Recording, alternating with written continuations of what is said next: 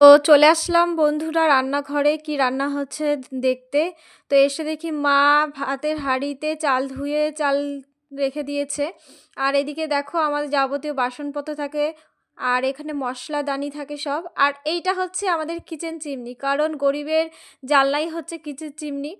আর এদিকে দেখো যাবতীয় সব রান্না জিনিসপত্র রাখে, গ্যাস রাখে। এদিকে মা চালটা ধুয়ে নিচ্ছে। চালটা ধুয়ে নেওয়ার পর ভাতটা বসিয়ে দিল। ভাতটা হোক ততক্ষণ। এদিকে মা মাছ নিয়ে চলে এসেছে। মাছ আর মাছের মাথা, মানে রিঠে মাছের মাথা। আগে বন্ধুরা আমাদের সাদা চিনকাগজেই তো মাছ বা মাংস দিত। এখন দেখো কালো চিনকাগজ ব্যবহার করে। ভালোই হয়েছে, কেউ দেখতে পাবে না কি নিয়ে যাচ্ছে। তো এইদিকে মা ভালো করে মাছটা আর মাথাটা ধুয়ে নিচ্ছে। সুন্দর করে ধুতে হবে কারণ অনেক ময়লা থাকে তো। আর এইদিকে দেখো মশলা আমি কি করব সেই সমস্ত রাখা আছে এখানে। এখানে আছে পেঁয়াজ, আর এপাশে রয়েছে আদা, রসুন আর শুকনো লঙ্কা। তো এইগুলো বেটে নিতে হবে ভালো করে।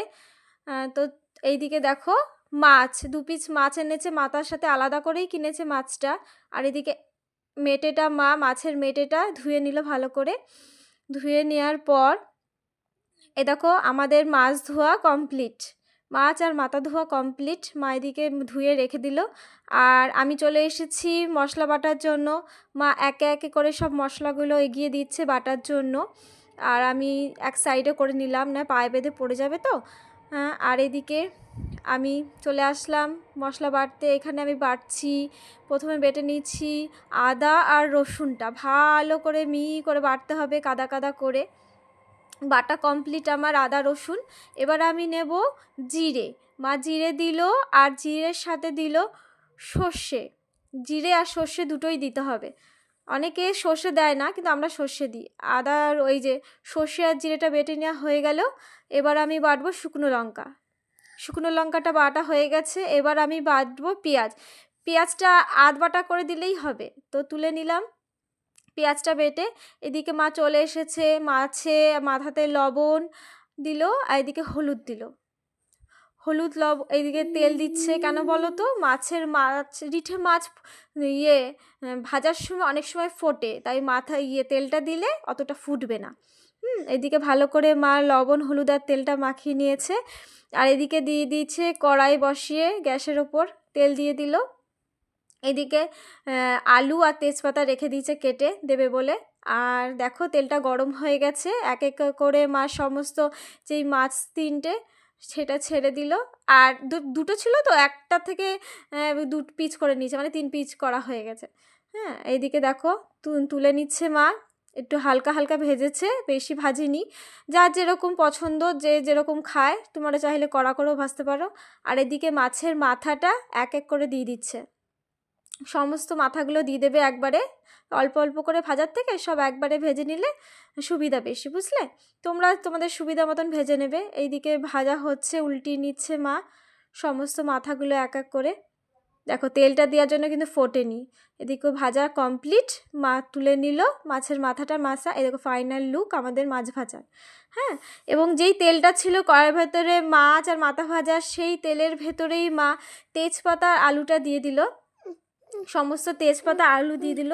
তেজপাতা আলুটা হোক, ভালো করে ভাজা হোক। একটু হালকা হালকা ভাজা হলে ওর ভেতরে মা যে বেটে রাখা মশলা, ওই মশলাটার ভেতরে লবণ পরিমাণ মতো এবং হলুদ পরিমাণ মতো, যে যেরকম পছন্দ করো সেরকম পরিমাণ মতন দেবে, দিয়ে মশলাটা ঢেলে দেবে। দেখো মা ঢেলে দিল। ঢেলে দিয়ে ভালো করে নাড়ছে, ভালো করে কষাচ্ছে, এবং মশলা বাটার যেই বাটিটা, সের মধ্যে জল দিয়ে মা ঢেলে দিল। এইটা করলে নাকি মারা বলে স্বাদটা বেশি বাড়ে, মানে তরকারির স্বাদটা আরও বেশি হয় এই মশলা বাটার জল দিলে। তা মা দেখো এদিকে মশলাটা কষতে দিয়েছে। আর আমার ছেলে চলে এসেছে মাছ ভাজা খাওয়ার জন্য। মা একটু ভেঙে ওকে খাইয়ে দিল। আর এদিকে এসো, দেখো তেলটা একদম ছেড়ে দিয়েছে মশলা থেকে, পুরো তেল ছেড়ে দিয়েছে। মা এখানে মশলাটা যাতে লেগে না যায় তার জন্য ভালো করে নেড়ে ছেড়ে নিচ্ছে, এবং ভাজা মাছটার মাথাটা ওর মধ্যে ঢেলে দিল। ঢেলে দেওয়ার পর ভালো করে নেড়ে চেড়ে নিচ্ছে, যাতে প্রত্যেকটা মাছ আর মাথার ভেতরে মশলাটা ঢুকে যায়। দেখো কীরকম করে নাড়ছে, ভালো করে নেড়ে চেড়ে নেবা। নেড়ে চেড়ে নেওয়ার পর যদি দেখো যে তলায় লেগে যাচ্ছে, তাহলে তোমরা সামান্য একটু জল অ্যাড করতে পারো যদি নিচে লেগে যায় মশলাটা। হ্যাঁ, দেখো এখানে মা একটু সামান্য জল অ্যাড করেছে, কারণ একটু লেগে লেগে যাচ্ছিলো।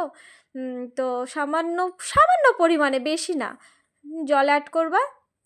অ্যাড করার পর একটু ভালো করে নেড়ে চেড়ে, হ্যাঁ, ওই জলটা যখন শুকিয়ে আসবে, যখন এই জলটা দিয়েছে সেই জলটা যখন ভালো করে শুকিয়ে আসবে, তারপর তোমরা কি করবে, ওর ভেতরে ভালো করে নেড়েচেড়ে নাও, ওর ভেতরে জল ঢেলে দেবে, যে যতটা জল পছন্দ করবা, কারণ ইয়েটা সেদ্ধ হবে তো, আলুটা মাছটা সেদ্ধ হওয়ার জন্য যার যেরকম দিয়ে জল ঢেকে দেবে। আর এদিকে আমার ছেলে দেখো রান্না করছে, আমার মার রান্না দেখে ওরও রান্না করতে ইচ্ছা করলো। এই দেখো 10 মিনিট রেখে দেওয়ার পর 10 মিনিট পর ঢাকনাটা খুলে দেখো জলটা অনেকটা টেনে নিয়েছে। টেনে নেওয়ার পর মা ওর ভেতরে সব কিছু সেদ্ধ হয়ে গেছে, মা ওর ভেতরে সানরাইজের গরম মশলা দিল, এবং তোমরা গরম মশলা যে যেরকম পারো ইউজ করতে পারো, অনেকে বাড়িতে বানিয়ে ইউজ করে। এই দেখো তরকারিটা হয়ে গেছে, এটা আমাদের ফাইনাল লুক। এই দেখো ফাইনাল লুক পুরো তরকারির। তারপরে এইদিকে আমাকে গরম গরম ভাতের সাথে দিয়ে দিয়েছে মাছ আর মাথা।